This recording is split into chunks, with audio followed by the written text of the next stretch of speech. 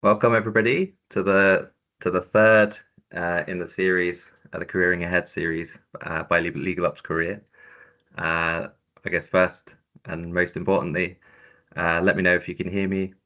Give me a reaction, a thumbs up. Okay, great. Thanks, Laura. Okay, so this, as I said, this is the third in the series. The first one covered consultancy, legal ops consultancy, and when was the right time to become a consultant. The second one, it was all about mentoring, and this third one is about the legal ops manager role and what does it look like. So I'm joined today by Sarah, Francesco, and Charles, who will, I think, introduce themselves in a little bit when they discuss their roles in a bit more detail. But the aim for this particular session is to kind of get under the bonnet of what the legal ops manager role looks like. So two of which on the panel are in-house, and Francesco, who works in a law firm. So you hopefully get a different view of I suppose the similarities and the differences of what those roles entail. So if I start us off, ease us in. So maybe it would be good to get an understanding of what you as a panel currently do, uh, and what you enjoy about it. So maybe I start with Sarah. So what is it that you do at the moment, and what do you enjoy about it? So, legal operations lead, and for us, it's Barratt Redress. It's the housing developer in the UK, and we're very tech focused. I think, like a lot of the wider legal ops landscapes, we're being pushed to do more with less. And that's got a real focus on efficiency and how to do things and work smarter, not harder. But that's all underpinned by a desire for technology to support that. So I mean, I'm a problem solver by nature anyway. It's what I enjoy, and I really love tech as well. So, yeah, the things I love are looking at new tech, new to me, or emerging tech, and finding out how we can ease those pain points using that. Thanks, Sarah. I think that's maybe the motto for legal ops as a whole, right? Doing It more really with seems to less. be. Francesco? Yes, I'm legal operations manager for Simmons and Simmons, which is an international law firm. And what we do basically, we look at problem solving and process improvement initiatives across the board to help operations to be more efficient, more effective. It's the usual song, right, that we try to preach. And what I enjoy actually, and that's probably leading also to the next question that we can actually discuss, is about the differences between corporate and law firm. Law firm, obviously, you've got many businesses, many mini businesses under the same roof. So there's a lot of diversity. So we work with the business services team as well as practice groups, as well as IT. So it's a continuous learning for me and my team, and we enjoy that, I guess. And then also another thing that we really enjoy is the coaching bit, right? Because obviously we've got a skill set that we're bringing on the table, and we do things with the team, not to the teams. So the teams work with us.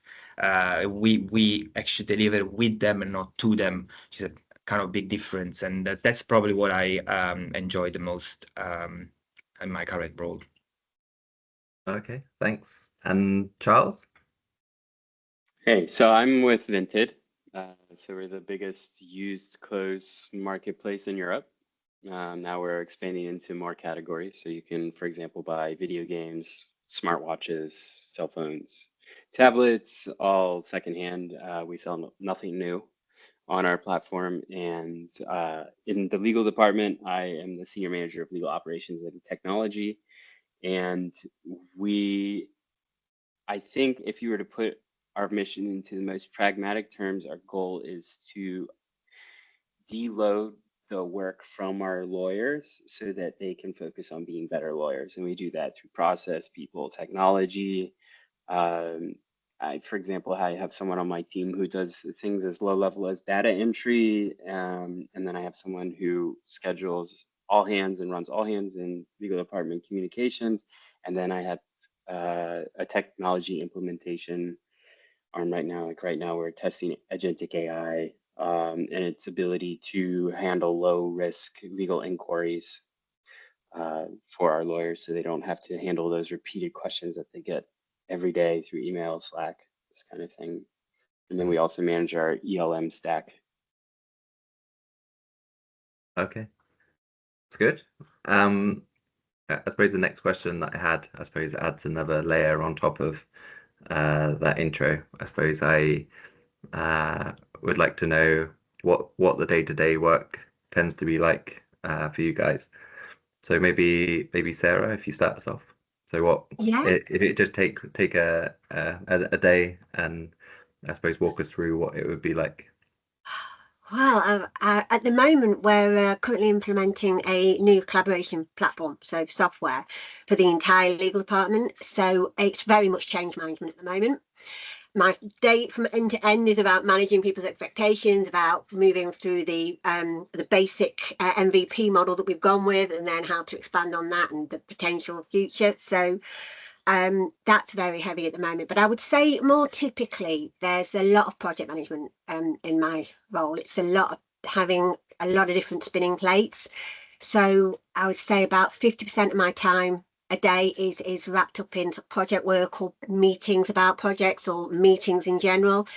Then sort of another 20% would be somewhere around the business intelligence, so it's reporting and data analysis that you alluded to, and all those kind of things, so that the communication can continue across the entire business, because there's a huge amount of translation work, I think, that needs to be done between IT departments and legal departments and then finance departments and across all of that.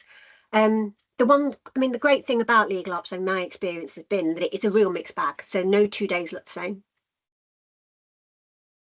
Okay, excellent. And is that the same for you, Francesco? Is that similar?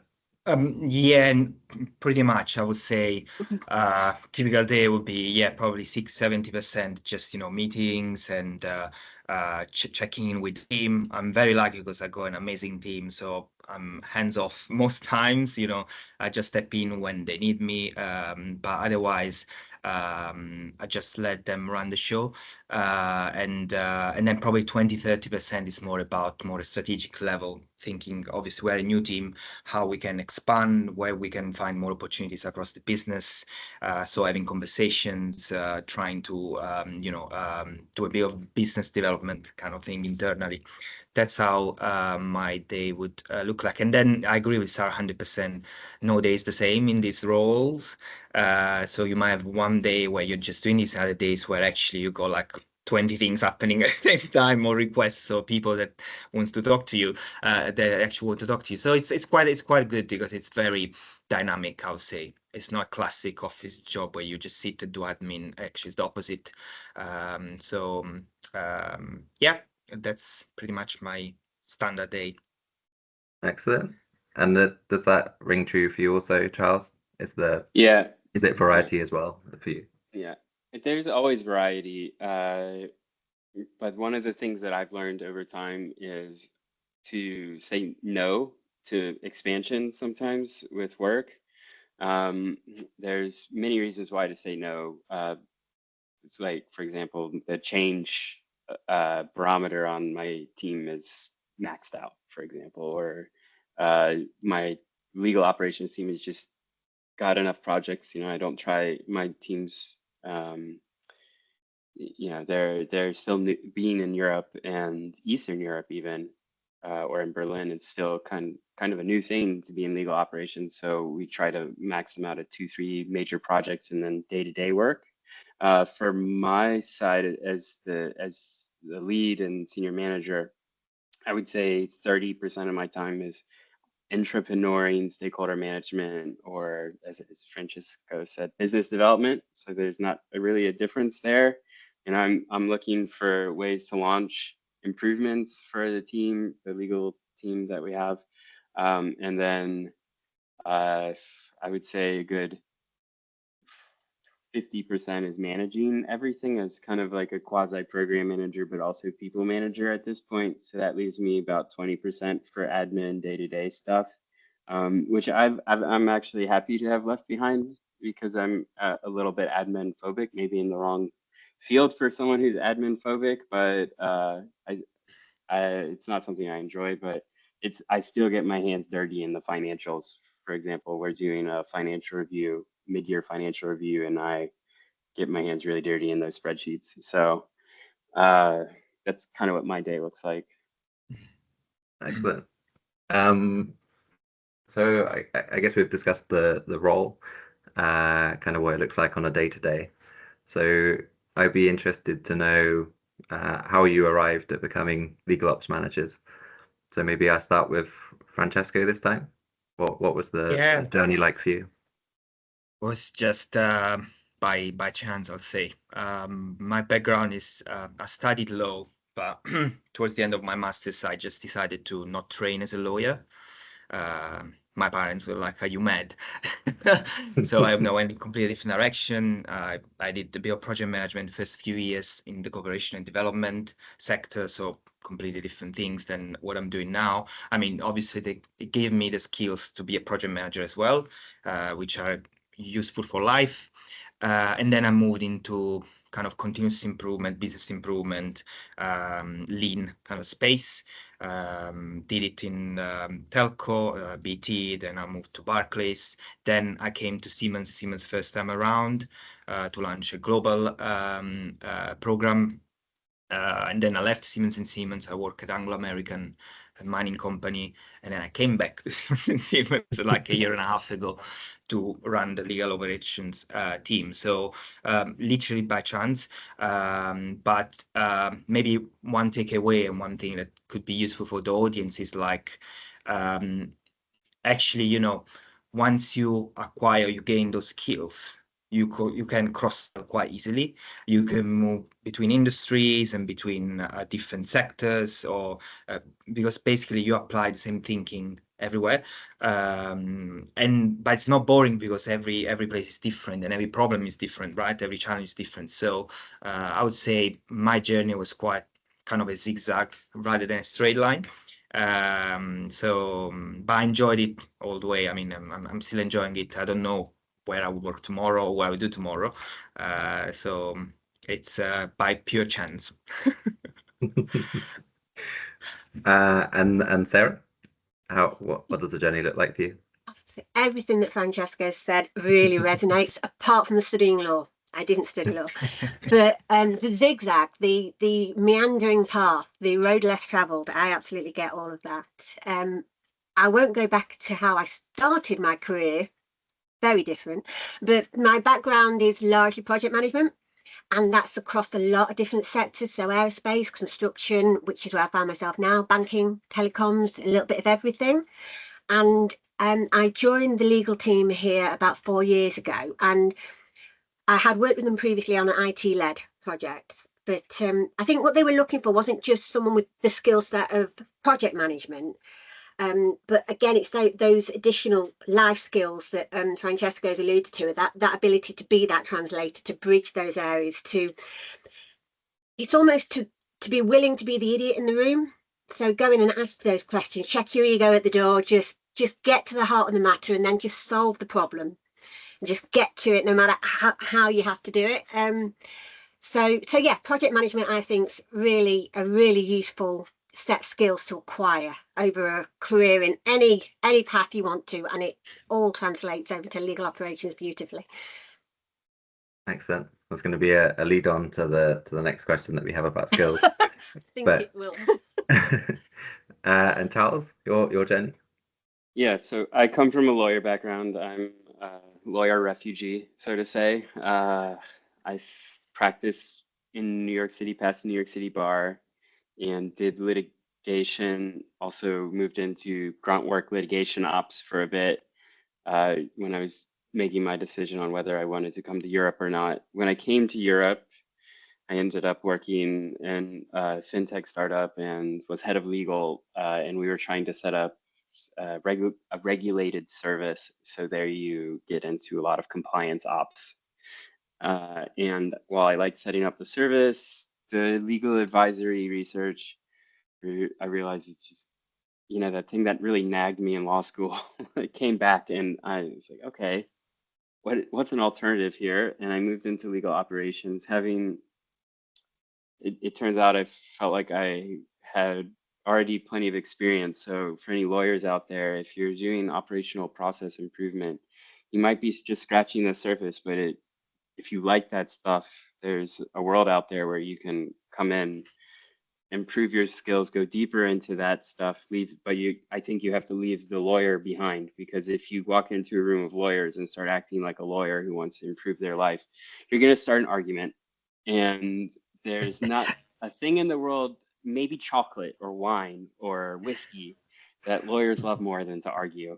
So that's the thing you'll have to leave behind, is the lawyering, because you're going to become what is essentially a project manager, process improver, life maker better for these lawyers, and the argumentation and the getting things right and correct. That stuff, like I had to leave that behind myself, and so I started in legal operations. I was always a lead. I've never not been a lead in legal operations. I was a head of legal, so I guess that's people would always view me as lead. So I started in CLM and knowledge management, and knowledge management is a whole. This was before AI, so that was a whole different game. Then I continued with CLM, knowledge management, enterprise legal management, like matter management and project management, advising the general counsel on team structure and all of these things.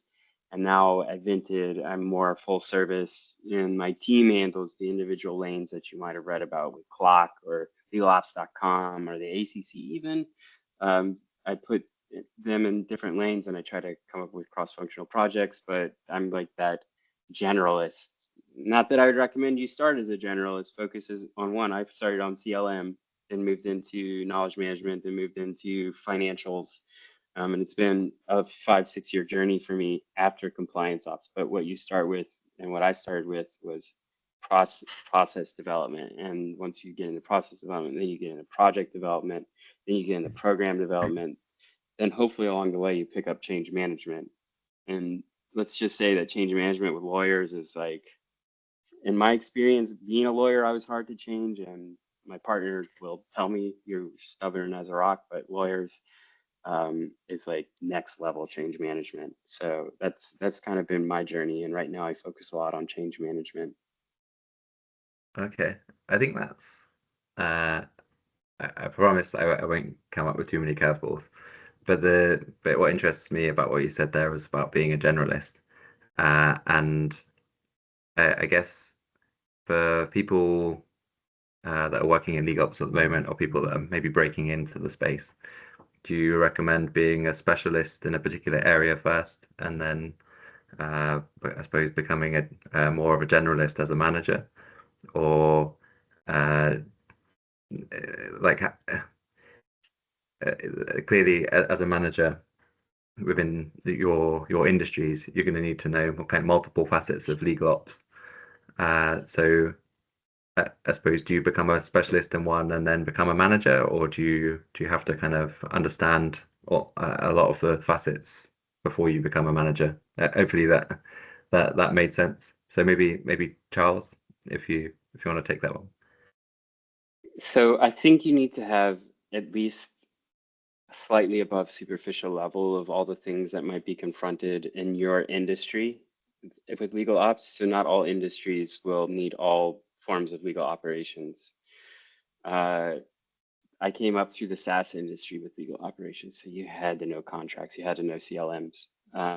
And if I worked with a team where a CLM was a core process or tool within the enterprise, and I didn't know that, so being a specialist at that, I'm not sure that I would be able to be trusted by the team to branch out. So in one way, you have to be, in some ways, you have to be a specialist of a few things. and then know a bit about the rest if you want to be a manager. Maybe you don't, maybe it's 5 topics, maybe it's 6 topics, maybe it's not all those 12. I can say on that clock wheel, I don't know 4 or 5 of them really. Like I just don't spend my time on them, and it's not something that's relevant to the maturity of my organization. So for a manager, I would say, yeah, specialize in 1 or 2 things at least, and make sure they're relevant to what your team or what you will do if you're a team of one within your enterprise or your organization, but have a good understanding of some other things that are on the horizon so that you can move into them and you can talk about them. Maybe you need to talk with a consultancy. Maybe you need to talk about with experts in the field. Maybe you need to hire someone who's better than you at it. But you should know what their work is. It's not just about managing people when you're a manager. It's also about understanding what's confronting them and why they might have a roadblock. So it's kind of like a hybrid. Should you be a specialist? Yes. Should you be a generalist? Yes. But do you go all the way deep? I'm not sure. For me, it's not like that. But I know there's other legal operations people in bigger enterprises that just go really deep into like things like tech implementations and can do API connections in their sleep. Okay. And does that, Sarah, Francesco, obviously this was a curveball question that I know I didn't provide you with before I started this, but feel free to jump in if you also have your views on that. I'd agree with everything that Charles says. Absolutely. I think you do. It's a careful line to walk, because I think you do need to know enough about what you're talking about everything, in order to be authentic, in order to actually be able to help and support people around you as well with it. So you need to know, you need to be that generalist. But I think also as a career development path, you're going to have a problem, right? So fix that problem. So is it that contract management that you need to sort out, or is it your intake that you need to sort out, or there'll be a problem, and you start there, and then you'll know absolutely everything about that, and then you move on to the next thing, and as you say, 4 or 5 years down the line, you've got a good understanding of the entire ecosystem, and you know how everything hangs together. But I also second what Charles said about being prepared to hire people that know more about these things than you do. You have to be prepared to not know absolutely everything and not be the specialist. It's a tricky balance, but it can, if you're enthusiastic about the subject, I suspect it will come naturally to most people. Okay. And Francesco? Yeah, I agree with both. Actually, you basically covered 80% of the question. Really, what I would say, probably based on my experience, what I've done in my career, I guess one thing is obviously knowledge. Usually equals trust. So if you show that, if you go with confidence that you know what you're talking about, then even lawyers trust you more. And I agree with Charles about, it's very hard to bring lawyers on the change journey, because they are risk adverse by nature, right? And they will obviously challenge every single thing that you're gonna propose. And that's probably one of the difference between corporate and law firms, where you have this kind of interactions with lawyers. Challenging, but also, it's a learning experience for me and my team, basically, because we talked to so many people that actually on so many different subjects that basically eventually you learn. And I always tell to my team, the day you stop learning at work, just tell me, because I don't want to lose you, because that's a red flag. If you stop learning and you start being like in autopilot kind of thing, that's not right, because that's not the place right for you, basically, because you need to learn every day something. So that's my motto. And then what I would say about specialist and generalist, I agree. So the specialist, it's good if you have skills in your pocket. But if you talk about then becoming a manager and eventually managing people, there's no book for that. So you need to jump on it, and then you start learning on field, basically. Yeah, you can read about leadership, which is great, or how you manage people, you give feedback, which is all good stuff in theory. But actually, it's the school of the street, right? So you learn doing people management. So that's probably something that it's the same everywhere. And last point I wanted to raise is about especially if you're looking at your next move, or if you're still junior, you want to just move somewhere else. I would say I've been lucky enough to experience different kind of hiring managers in my career. What I'm trying to be is one of those who hires not people that have already done the same thing over and over again, but people who have done some of the things that I'm looking for, but they got the kind of the will to learn more and to do more, because those are the people that actually will deliver. We kind of stick around, we learn, we feel empowered, engaged. So I guess even if you see roles that is like, oh, I haven't got that, I haven't got this, I haven't got that, but you want to learn about that, you just go for it. And then you might be lucky, find someone like me who's like, oh yeah, it's okay, no worries, you will learn on the job. I'm looking for your personality and your potential rather than, oh, I've got ABC certifications and I've done this and that. But that's my personal kind of view on it. I think I definitely agree with that. I think you definitely have to have the thirst for knowledge. And looking down the list of the people that are on this webinar, I think one of my old managers is here, the one that ultimately provided me with the first legal ops role that I had, that I kind of took on and run with it to get as much knowledge as I possibly could about document automation. I guess the next topic is about challenges. So what is the biggest challenge that you face in your role? Who wants to take it first? How much time have we got? Yeah. Maybe Sarah, you go first. We've covered it. Change management. Yeah, I can't bang the drum often enough or loudly enough. I think it's overlooked all the time. I think people want to, you go out, you find some shiny toy or you find a new way of doing something, you just chuck it in. And then, as we've alluded to, lawyers are not afraid of refusing to do things or standing their ground or making a point. And you throw this thing at them out of the blue, they've got no idea what it is, and it dies on its feet. It doesn't get picked up by anybody. And I don't think that's wrong. I think that's understandable. So I think change management, tell people what you're thinking about. Tell them what it is you're thinking about doing. Tell them what you are doing. Tell them what you've done. And then bring them along that journey all the time and constantly make sure that they know what your thinking is when you say to them, we're going to change this. We're going to do something different. I think that's the biggest challenge, because as you say, lawyers are used to being right and they're used to arguing their point. And they're used to being the smartest people in the room.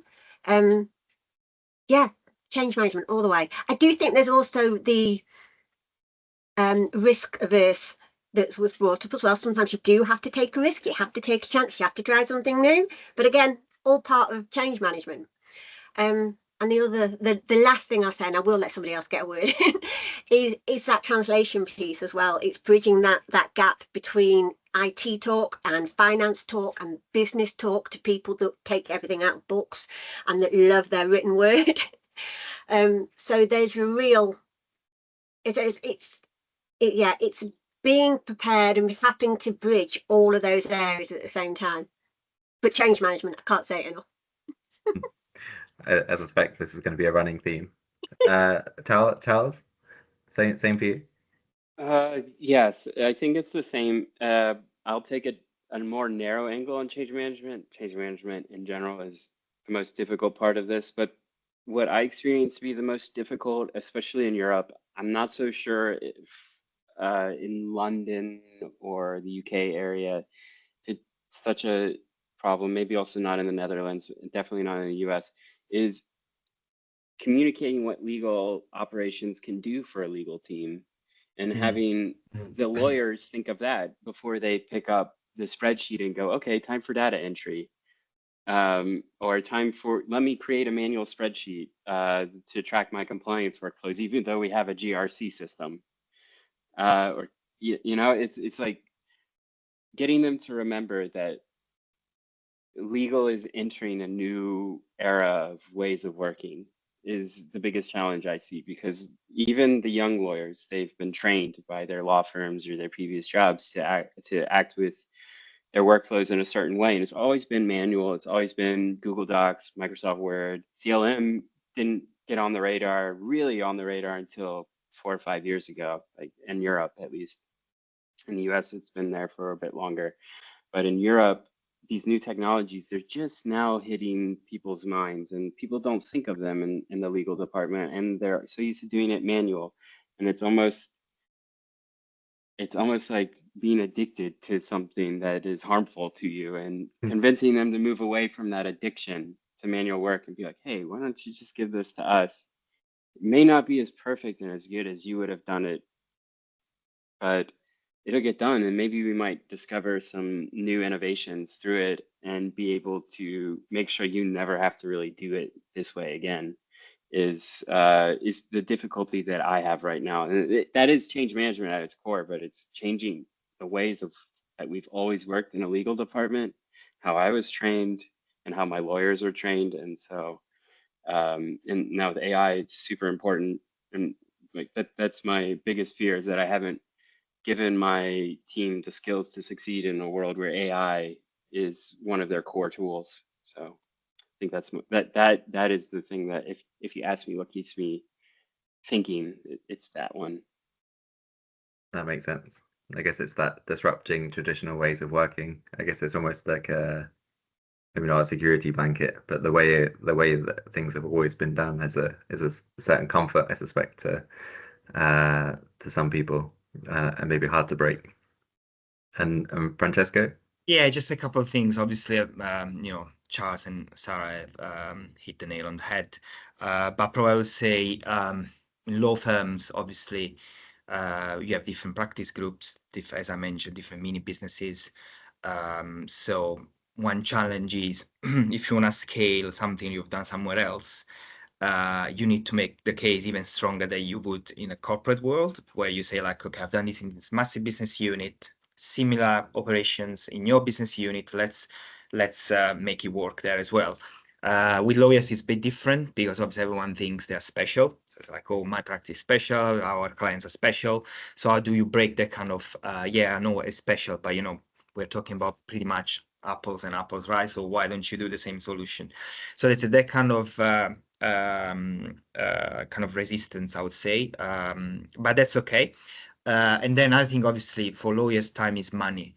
So obviously if you want to run a workshop or you want to spend some time on brainstorming, understanding what's the problem, and then coming up to solutions and testing, etc., how do you justify that eventually? Because obviously when you start, you never know. You can't say we will 100% deliver that because it's trial and error, right? And that kind of uncertainty, it's even more kind of perceived by the lawyers, right? Because they're like, I'm wasting 10 hours this week, which I could have built working on something for a client. So what's the benefit of investing those 10 hours with you guys? And that's probably something that obviously is more down to stakeholder management and how you bring people, as Sarah said, how you bring people on your journey. Comms are crucial. So you need to, it's better to over communicate than under communicate. So just keep them always up to date.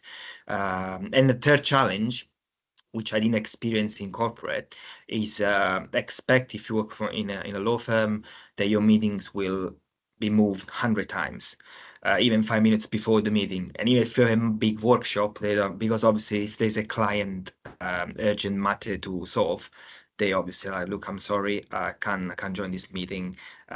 So in that sense, you have to be probably now jumping on the skills, you have to be very flexible and don't get upset because it happens all the times.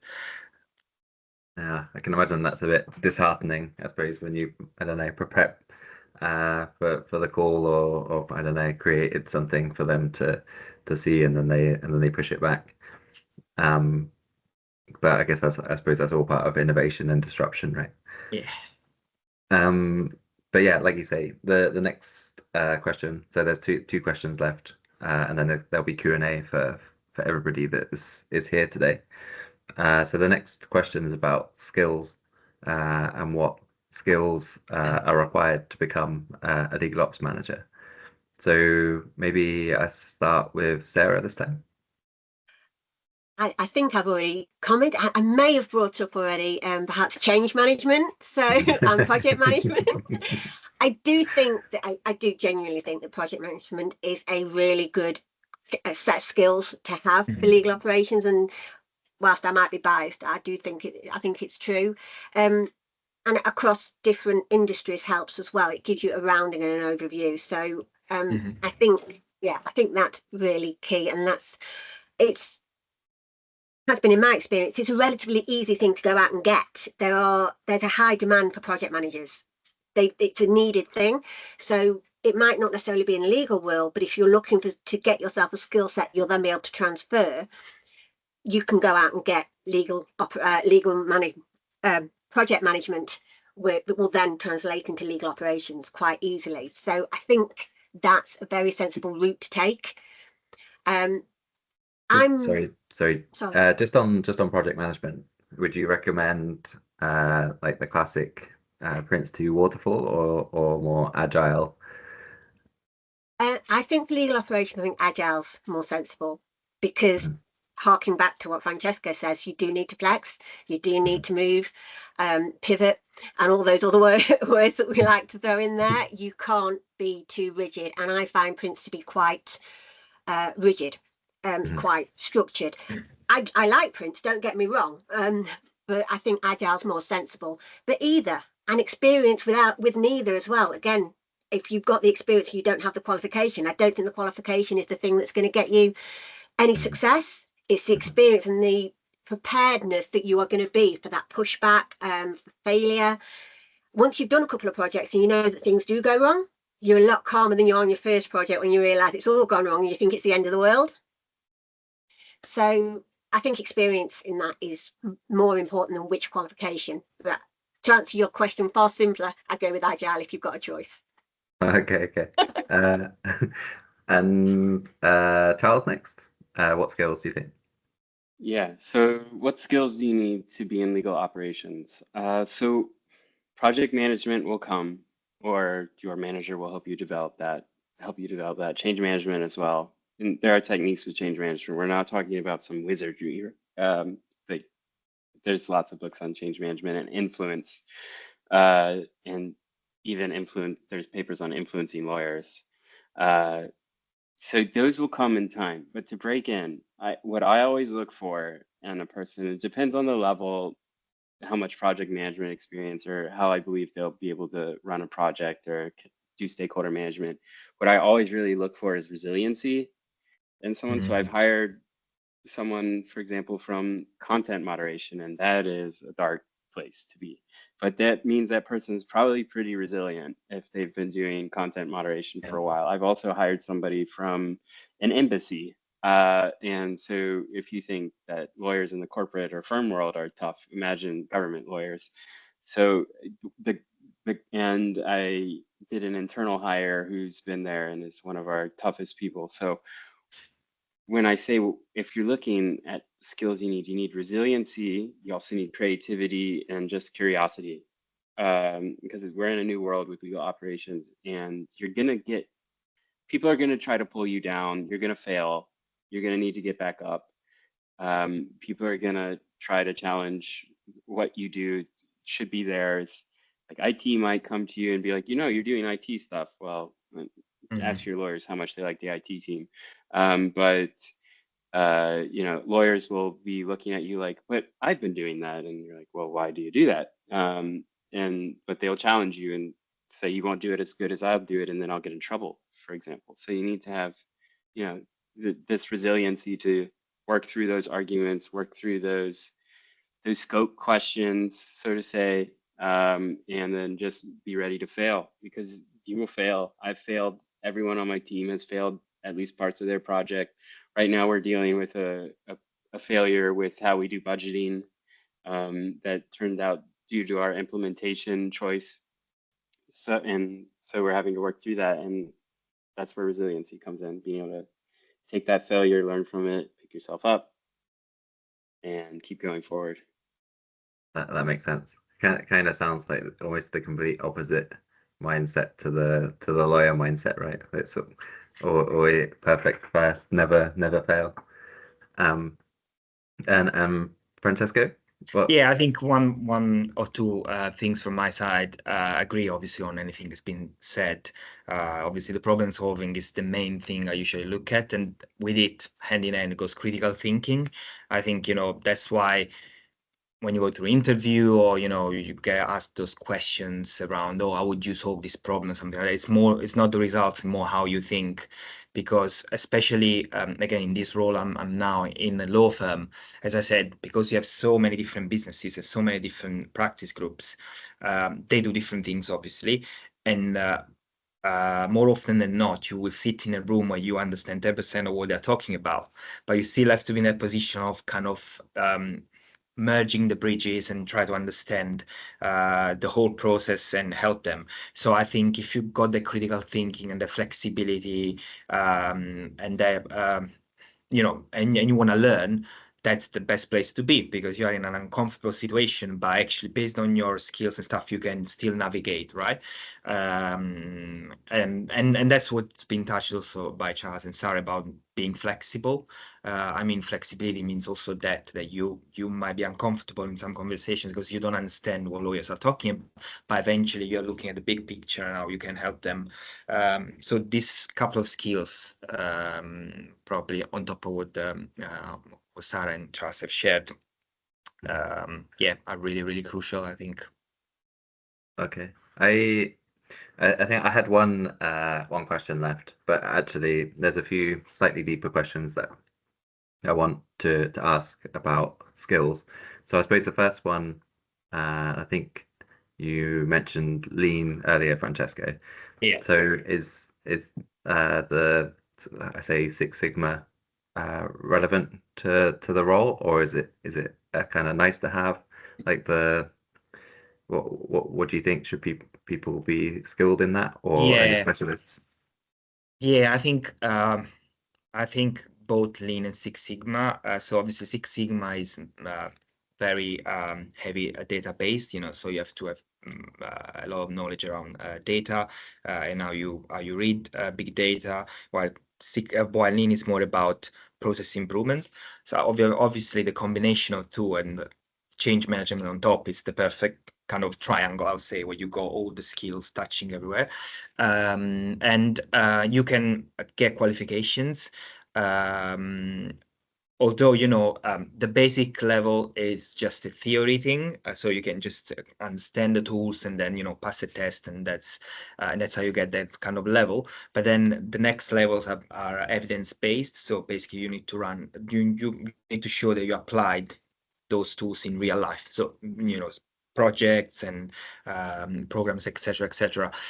So I would say yes, those qualifications and the project management, as already mentioned, are probably the 3-4 things that if you have access to, go for it and put on your CV. It makes your CV more sexy, and it's obviously also, as we are saying, we are obviously talking about the legal sector, but then you can kind of transfer those skills anywhere, basically.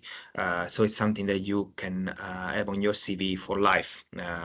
So I'll say yes. And if you are interested in how to get it where, especially Lean and Six Sigma, I'm happy to share, institutions that do it, because I've done it in the past and I've got contacts there. So if you're interested to get that kind of qualifications, then you know my name now. You just write me on LinkedIn or an email and I'll try to help.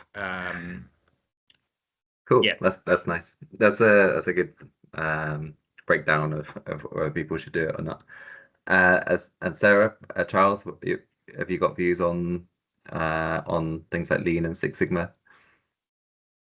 Just before you start answering this, the next question, I guess for everybody, the next question will probably be my last question. So if you have questions, feel free to go to the Q&A and add your question in, and then I can cover it off at the end. But yeah, sorry, Sarah, Charles, your views, if you have any. I mean, yeah, I personally, I mean, I love a qualification. I love a good certificate. Mainly because I didn't get an awful lot of them at school, so I think I've been collecting them ever since. But I do think it's more about how you look at problems and how you look at things, and it's all about attitude. So you can have absolutely no qualification in the world, no experience or anything, but if you can look at a way around something and solve a problem, I think that's far more important.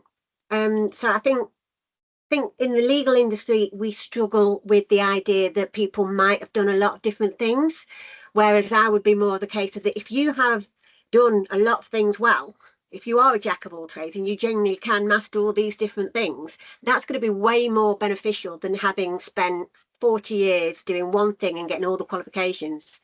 So yeah, I think that can be a real boon and a real asset for legal operations. That makes sense. And Charles? Yeah, so full disclosure, I'm not familiar that much with Lean. Like I've looked at it, but I never really studied it. I would say that project management principles, now change management principles, but that's harder to find a reputable certified thing. It's something to study. Now, whether you want to go for the sticker or not and take the test, I'm allergic to tests. Having passed the bar exam in New York, do I really want to take another tough test? But understanding the principles is good. But one thing that I will say in my experience, and I don't think it's universal, but look at the company you're in. And if this is a company that needs to move at warp speed, because it's a scale up, it's a startup, be ready to sacrifice some of those book level things that you read. Just cross them off. There's some things in there that just work every time, but there's some things you're not going to have time for, especially if you have to deliver a project at warp speed. Like we're talking implementation in 2 to 6 months. Like I've had a demand on that because things were burning so bad. Just to get that first iteration of that implementation, sometimes you need to sacrifice the book in this. But I'll also say, you want to measure, and that's where Six Sigma comes in. So right now we've got a problem with budget visibility. Full disclosure, we know what our budget is from our legal ops team, but our managers on the legal team have a hard time seeing what their budget is, and it's because we have conflicting reports on the system, and we don't know which one's accurate. So that's where perfect Six Sigma instance there: measure, analyze, implement, control. So we came up with a very short action plan today to start measuring the delta between the two budgets that we see so that we can come up with a plan on how to get better budget visibility. And so just knowing that background is important. Maybe you don't go for the certification. There's thousands of people with certification. I've seen the worst project managers with certification, and I've seen the best without them. So it's not a signifier that you're actually good at doing projects. It's a signifier that you can pass a test. But that framework within that is good, and you should know it. Yeah. But if you don't have time for the test, you don't have time for the test. Real world experience speaks volumes compared to those certs. But they're Lean, PMBOK, the Six Sigma, I think it's Green Belt, all good stuff to know and have in your back pocket to use a methodology. And never start from a blank table and try to rewrite the wheel. Yeah. That makes sense. I guess my last question, it's I think something that each of you have touched on separately. I think we kind of discussed there about traditional skills, the project management, change management, process design, things like that. But each of you also discussed something kind of around marketing and comms. So whether it's BD or whether it's kind of promoting what your team does to the wider business, or whether it's saying what you did, what you're about to do, what you're going to do, what you've done, what you're doing and what you've done. Clearly there's also some, I suppose, non-traditional skills that are required for the role, or to sort of implement the change management also, right? So do you think things like around marketing and comms is also hugely beneficial? And I suppose how would somebody develop those type of skills? So maybe I go for Charles first, maybe this time. Yeah, so I am a not so great marketeer for myself. So I hired somebody who's a better communicator than me. I can give lectures and webinars and everything, but if you want me to make a brand or be a content communicator, I'm not so good at that. So I hired someone. But what is really good skill to have is legal operations person, and it's going to sound cheesy, and I'll clarify as soon as I say it, is empathy. Not necessarily you need empathy for individuals and how a change might impact them because you're looking at a group. You need empathy to know when you've said something and all of a sudden the audience that you're targeting for has leaned into it or recoiled. So it's that situational empathy, and developing that is something that I think is very unique in the lawyer world, let's say, where lawyers are like, this is the rule, follow the rule, or don't follow the rule, and these are the consequences. Your choice. Whereas in legal ops, it's like, okay, how can I get you to move towards me? What am I doing that's making you move away from me? And that's it's a little bit of a unique skill. Communication's also very important. But you know, for all of the neurodivergent people or all the introverts out there, it's not the end skill, in my opinion. You can fake it till you make it and practice on it. It's the empathy and understanding where your change is starting to cause pain, and it's too much, or it's a really brilliant idea and double down on it. These are all very, very human skills. I guess in the age of AI, right? I think there's no taking away from people's ability to empathize with others. And Sarah? I think Charles nailed it. I mean, I certainly in the UK, the legal ops isn't particularly well developed. So the trying to get your lawyers on board, and then also trying to get IT on board, and then trying to get finance on board. It's not just me, it's the people that I'm trying to win hearts and minds with aren't just the lawyers, they are the toughest crowd. But if you develop the skill set to talk to your lawyers and then try and transfer that to the IT department, for example, you've got a different dynamic again. And it is that ability to win hearts and minds is crucial, and that ability to adapt how you communicate to your audience. I'm still learning it. I still try. It's not something that comes naturally to anybody. I think it's not human nature to be that to be able to flex that much about who you genuinely are, but to do it honestly. It's not about faking it so much. It's just about understanding who you're talking to. And it's as simple as some people respond better to an email than they do to a phone call, and vice versa. But yeah, that empathy is a really good word for it, and coupled with resilience to know that you will get knocked back. People will tell you to go away, and you just have to pick your battles. I think, yeah, the soft skills almost feel more important to me about any qualification that you might have. It is that ability to communicate in the ways described. I'm just repeating what Charles said. And Francesco, I appreciate. Yeah, I really love a what lot just of what said. might have been covered. Yeah, I agree 100% empathy. Probably one thing on top of that would be like so usually I think when I speak to people, it's like I try to ask the question, so what's in it for you if we do this? Because if they see the purpose, then they're more likely to come on the journey. And if I may make kind of an analogy, I told my team once or twice that we're like therapists. So they have to come to us with a problem, and then you have to have that kind of empathy and understanding and open ears and eyes and everything to just put the shoes on, because if they see that that's fake, I think it doesn't work, and especially it doesn't work as a when you want to sustain what you've delivered, because when you deliver something with the team, you walk away kind of thing, right? Yeah. And if it was a good project, they will keep the change or anything running, and they will improve themselves. If it's not, wait 6 months, they go back to the old way of working. So it will be a waste of time for everyone. So I think empathy is just spot on, and it's the hardest. I agree with Sarah. Any other qualifications or any technical skills are much easier than understanding actually people. Yeah. Yeah. I think that's probably a really good one to end with then.